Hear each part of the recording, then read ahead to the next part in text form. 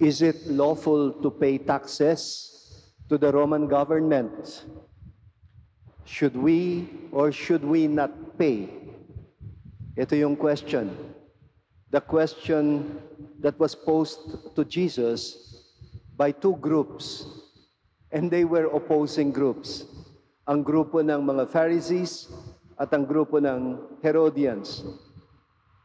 The Herodians were in favor of paying taxes to the Romans.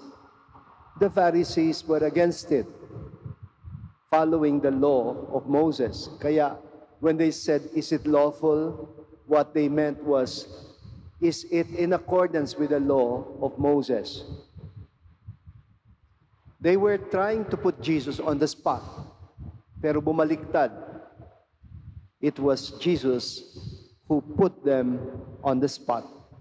Sa English, you would say, He pulled the rug from under their feet. And how did He do that? By answering the question with another question. First, He asked them to bring Him a Roman coin. And then, tinanong sila, whose image is on the coin? Siyempre, the face of the Roman emperor. Alam ni Jesus ang kanyang history. He knew that it was only within His lifetime na yung currency, the local currency of Israel or of Judea was replaced with the Roman currency. Nangyari ito when the Roman government deposed the local governor. Ang pangalan ay Archelaus, and he was one of the sons of Herod. He was deposed, and they replaced him with a Roman procurator na kilala natin lahat, Poncio Pilato. And so when they did this, Judea became a Roman province. At dahil Roman province na siya, gagamit na siya ng Roman currency. Pera ng Rome. And that was not yet the case with Galilee. Jesus is not a Judean, He is from Galilee. Iba yung pera nila doon. That's the home province of Jesus. And up to this time that the gospel is written, up to this time that Jesus is speaking in the gospel, ang gobernador nila ay Jewish. That's Herod Antipas. Hindi pa Roman.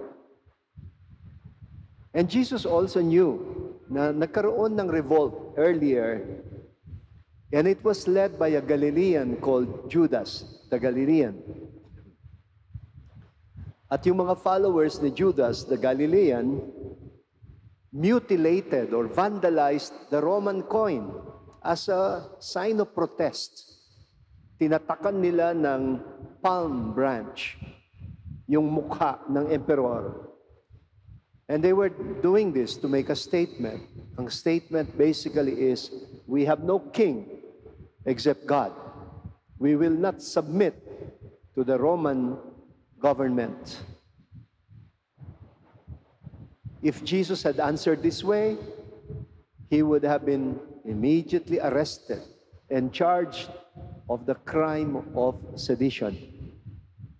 But like I earlier said, He answered the question with a question that turned the table upside down.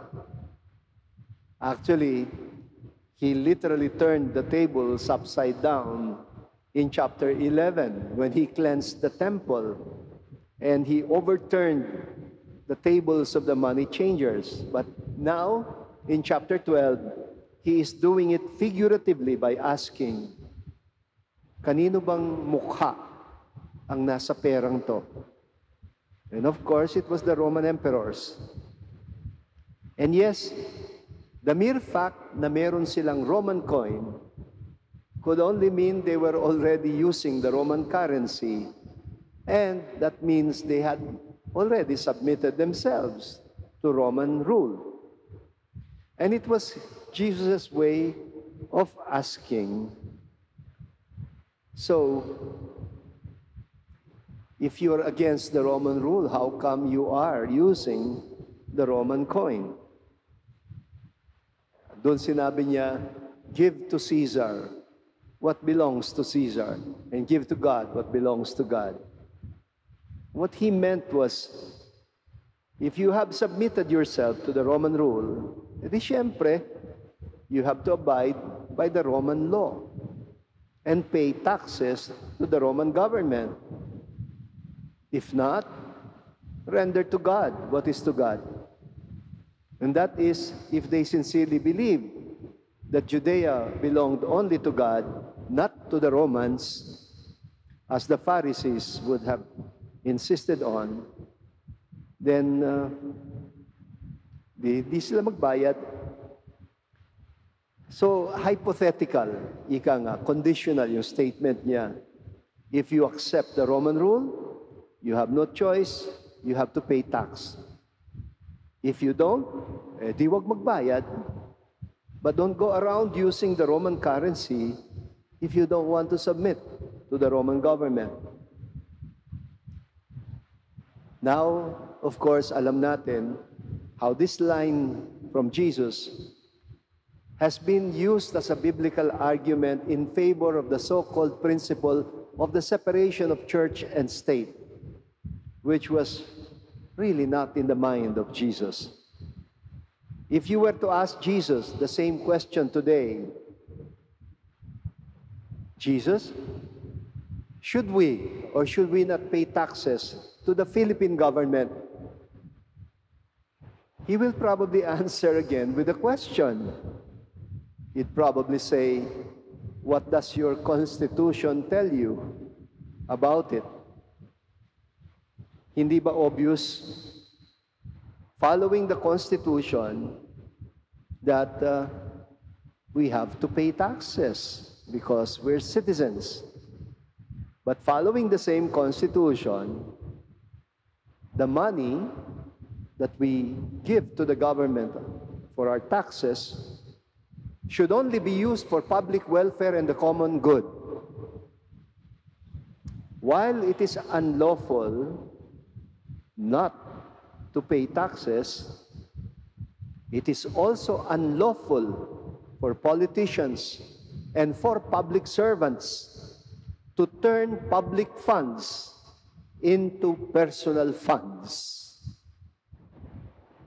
He would probably tell the Filipinos today, give your government what your government is worth, and give to God what rightfully belongs to God. Namely, your full commitment to the common good.